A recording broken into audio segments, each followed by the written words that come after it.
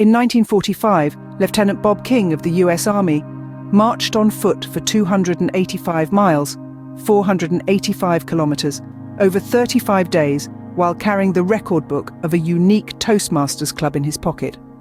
Dubbed Oflag 13 B Toastmasters, the club was composed of 15 American prisoners of war, POWs, being held at the Oflag 13 B camp in Hammelburg, Germany, during World War II. The men had been captured at the Battle of the Bulge in Belgium in December 1944. They were subsequently sorted by military rank and initially sent to a camp intended for Russian prisoners before being transported via boxcar to the Hammelburg prison camp.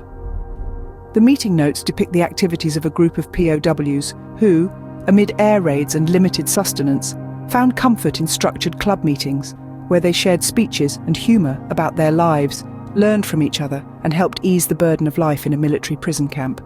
Conditions at the camp were demoralising, with freezing temperatures, a lack of hot water, and insufficient food. Looking for an activity that would provide mental stimulation, King drew on his memories of his father's Toastmasters Club.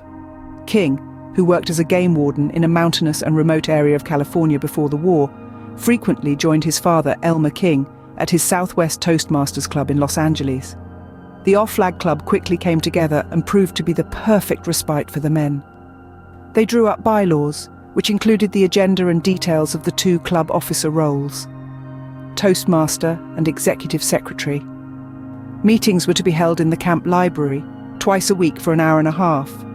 They would include 3 impromptu speakers, 1 6-minute speaker, and 1 main speaker who would speak for 12 minutes.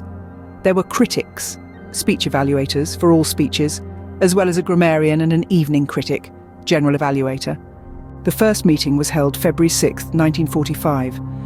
At the second meeting on February 9th, anticipating that what they were doing might be of historical interest after the war, one member, Chaplain Roland Koskamp, suggested that the minutes be more expansive and detailed than a mere outline.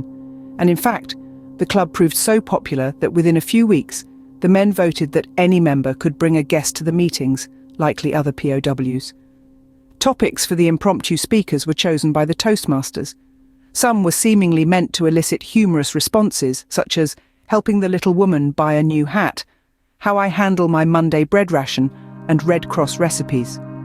Other topics appear meant to help the men focus on something positive, such as the greatest act of kindness I have seen, my happiest moment, the most unforgettable character I have known, and what I shall do when I first debark in the US.